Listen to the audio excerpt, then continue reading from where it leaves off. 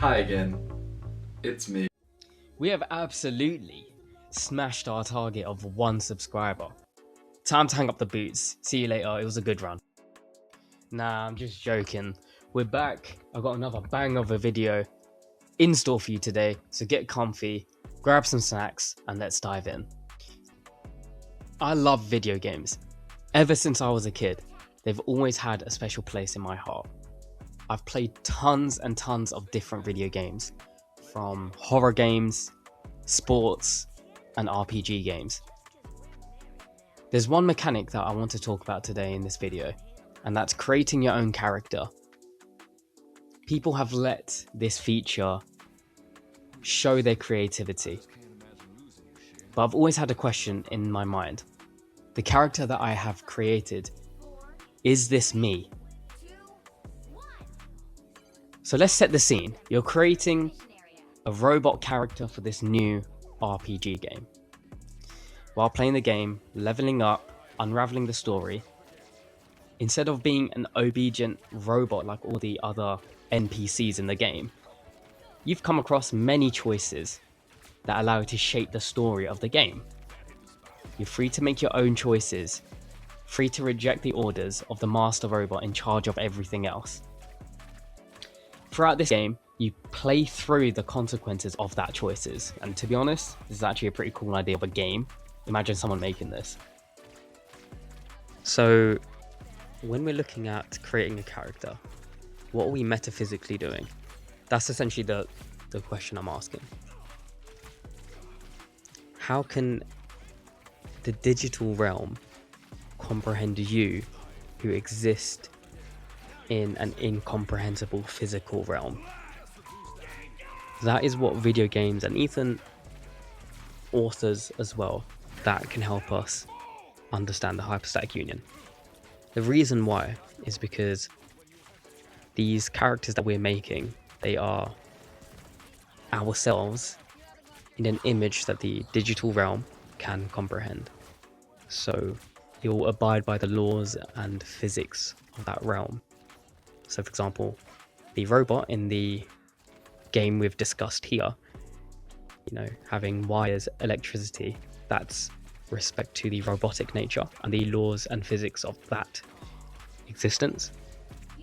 But the nature of the player is unified to that nature of the robot, hence why it has the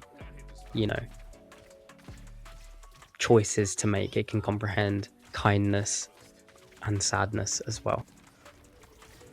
That's what makes your character essentially different to the other characters. So on a metaphysical sense, your character has the two natures of the robotic side and the human side. If it didn't have the human side, it would just be an NPC, because you, the player, are not playing as it, right? It would just be a normal NPC. It would act normally. Hence why they're NPCs and they're not the playable character. The point is, it's to show you the meaning of being human, taking risks, making your own story, dealing through consequences and suffering, understanding your purpose. Now, if I were to ask you, what's the nature of the robot you, the player, have made? Is it human, as you are? Is it only a robot? Or is it both natures, human and robot, unified together through this one avatar? Okay, so let's break this down. Let's first define the term nature. It's the reality of that thing excluded from any outside influence. Essentials, the building blocks of this being, distinct from any form of acquisition or nurturing. It's like a blueprint of the being. So in the video game, the blueprint of being a robot, running off of the artificial intelligence. So a recognition of self more than a simple machine like a toaster. A toaster doesn't recognize itself, but you and all the other NPC robots in this game recognize that you are robots. And let's say another aspect of robotic nature is absolute obedience to the system with no choice. Hence, why your robot is very different compared to the other robots in the game. Looking at this game, it's pretty clear that the nature of your character is not only robotic, because you have the choice to disobey the master robot, or whatever you want to call the villain. And I want to emphasize one thing. We're looking at this game holistically, and of course it's a made-up game that I'm just going off of right now. So even if for argument's sake you choose to obey the master robot throughout the game, you still had the choice, whereas all the other NPCs, they don't have a choice, they just do. So your character here does not only have a robotic nature. Does he only have a human nature?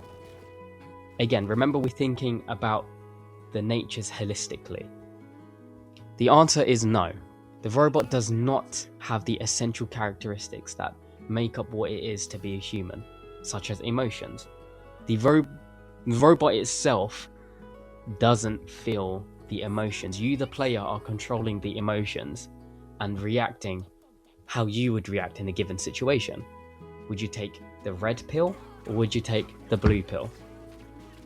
The robot is essentially just manifesting your choices in that game.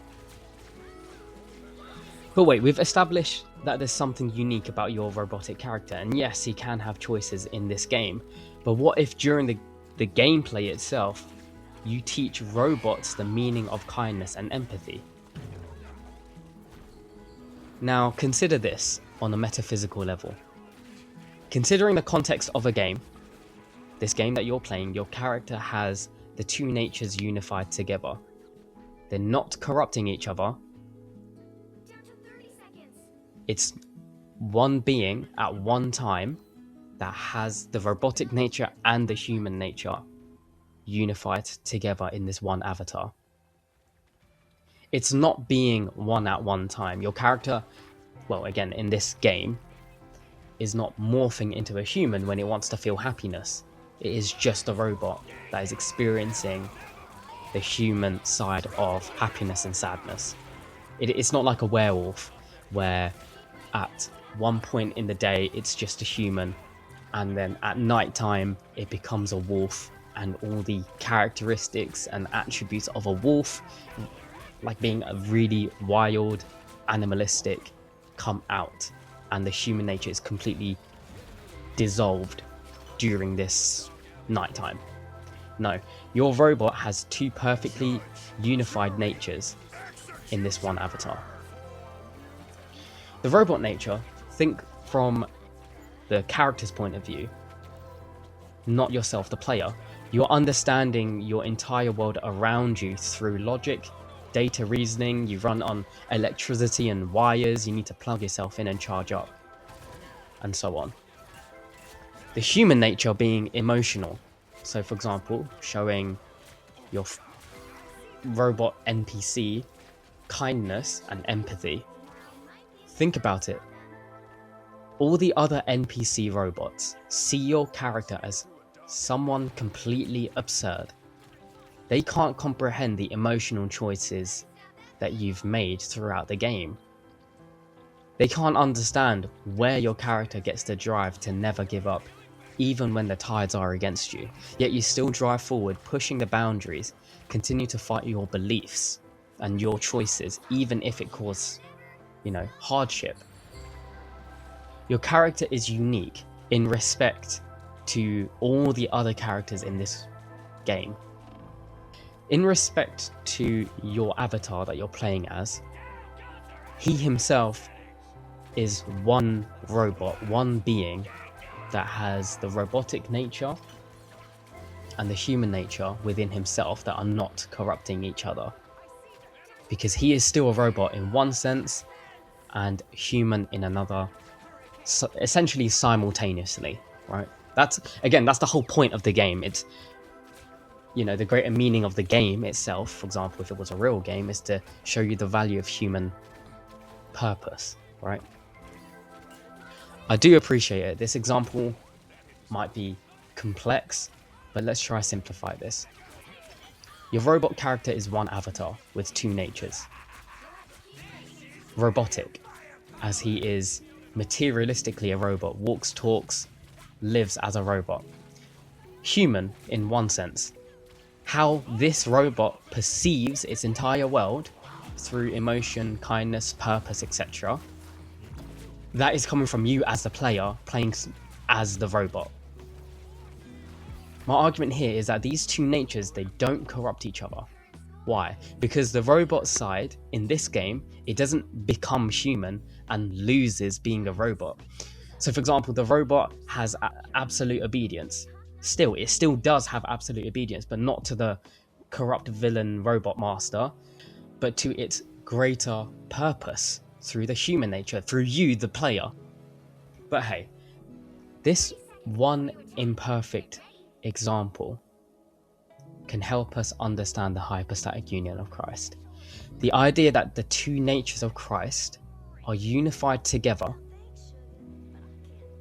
The divine nature, fully God and fully human, exist in this one person of Christ, unified together, and they are not corrupting each other. Similar to how all the other NPC characters couldn't completely understand your avatar as to why your avatar is acting kindly, for example. They can only comprehend what your character does and reveals to them, similar to how God acts with us. We can only comprehend God when he reveals himself to us. Let's just try deep that last line. The robots can only comprehend humanity, what your avatar reveals to them. They have the best shot of understanding what being human is like through a human stepping into their robotic world, through a robot who lives truly as a robot, who understands what it's like to be a robot, but is communicating what it means to truly be a human through you, the player. Now imagine you take an infamous route. You did what seems unjust towards all the robots, like destroying all of them. What would the robots think about what it means to be human? Would they think you're kind, benevolent? Would they think you're more of a monster rather than a human? But what if you show them another side, like compassion, saving their lives, bringing up the lowest class of robots and taking care of them? And to save them, you sacrifice your life. How would the robots perceive humanity now? Let's draw all of this together. It's been a heavy one, I know.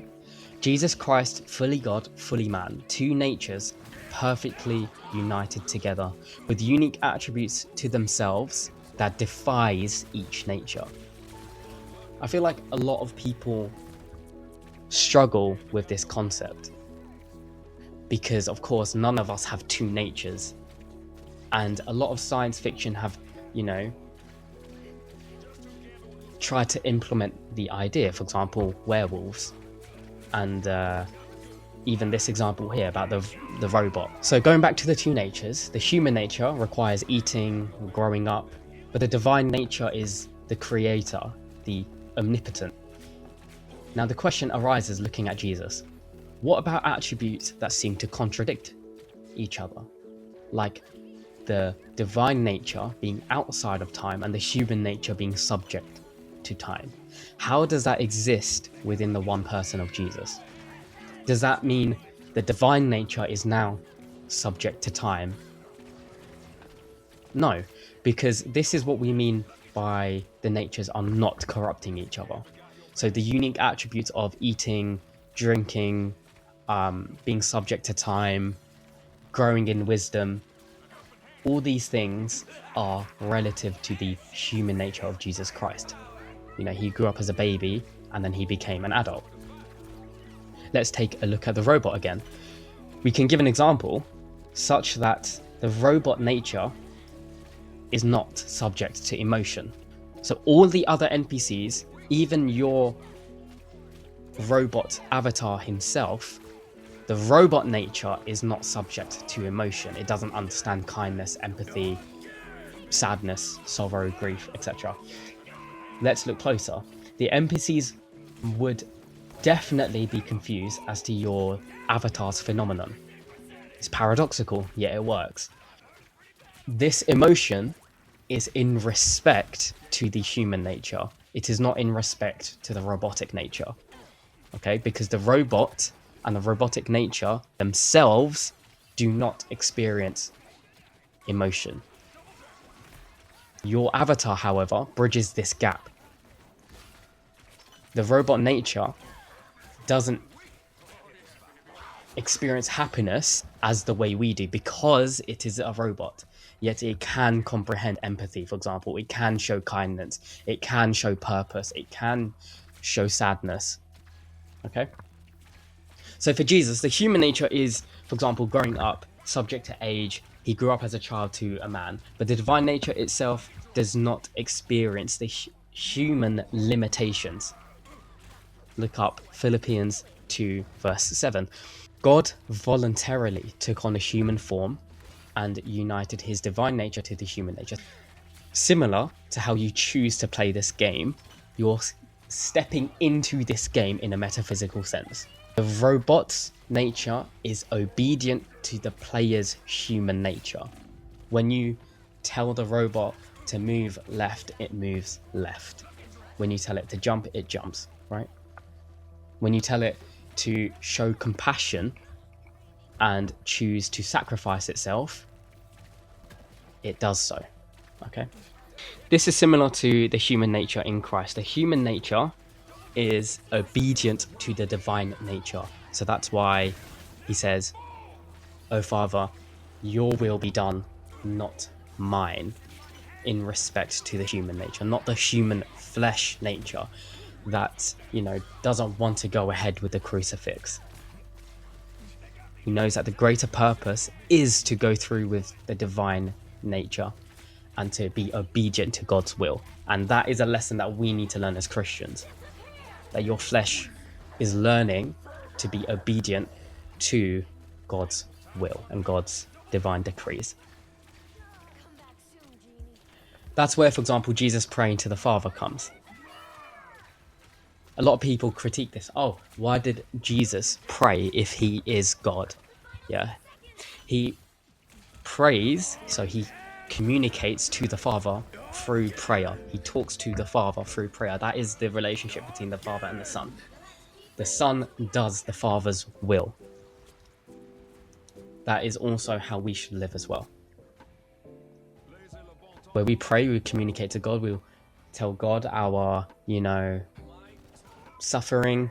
We tell God our hardships, our successes, and remember God in this way. So this is where the relationship between the Father and the Son is established in the Bible.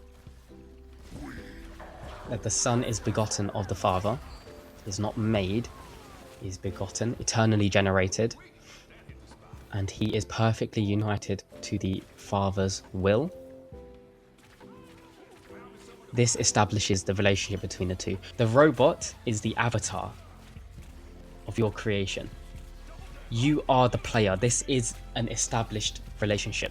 You as the player are not somehow morphed into the game and you exist as yourself in this game, right? So do you know when some people say, oh, why is the Father and not the Son?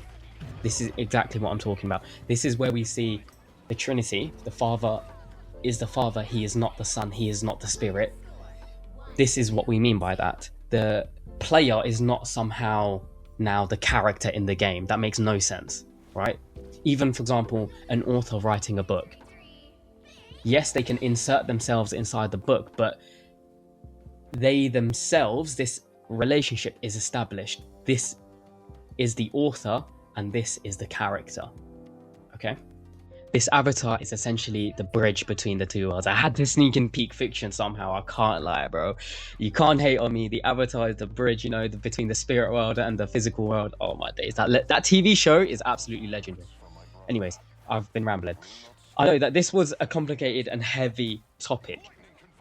But again, the hypostatic union of Christ is something that I believe is shown throughout video games. When we try to insert ourselves within video games, and even authors, when they write their books, when they try to insert themselves inside this universe, my question here is, okay, if we're looking at this metaphysically, how can we define these things? Can you truly insert yourself? The answer is no, you truly can't insert yourself into it. However, you can truly insert an image of yourself inside the laws and boundaries of this game. But that image represents yourself, and it has your nature. It has you. It makes you you. So when you chose the red pill, that is what you would have chosen in that situation. I hope this example has pushed you a little closer to understanding the hypostatic union in a new light. Again, the purpose of these examples is to try and break down these philosophical concepts in a real world manner, such as through AI, my last video, the AI and the Trinity, and this one here about what it really means to have your character in your image in a video game. That is essentially the question. Think about this one sentence. Every time you play an RPG game, your character that you have now created is the bridge between the physical, so our existence right now, and the digital realm of existence relative to that specific game. That is this whole video summed up into one sentence. In my experience, this is a really difficult concept to understand, like I've said a couple of times throughout this video.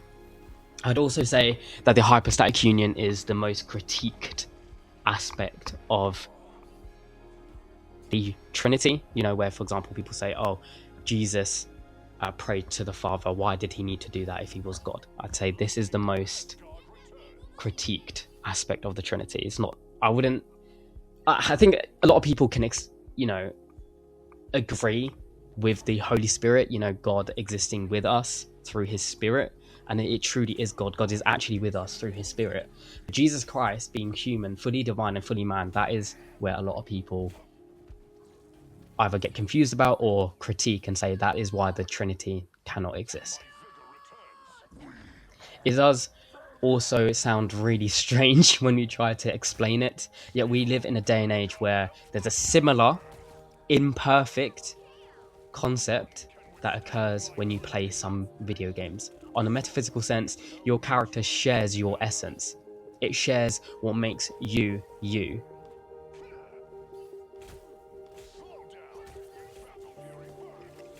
But yeah, that's all for today, guys. Again, any questions, parts that you agree, disagree with, put that in the comment section. Like, subscribe, and I've got more content coming up. I'm looking at playing through some video games. I want to try out Crimson Desert. That looks really good. Elden Ring as well. I've never played Elden Ring. I'm looking to probably just do like a gaming video and just playing through those, just keeping it like chill. But yeah, stick around for those videos as well. Like I said, this channel is going to be like a layered channel. There'll be some deep topics, about religion, politics, economics. Then there'll be some chill content about like gaming, etc. So yeah, whatever sounds interesting to you, stick around. I'll get that out as soon as possible. I'm really working on a few things in the background, but yeah, take care. God bless.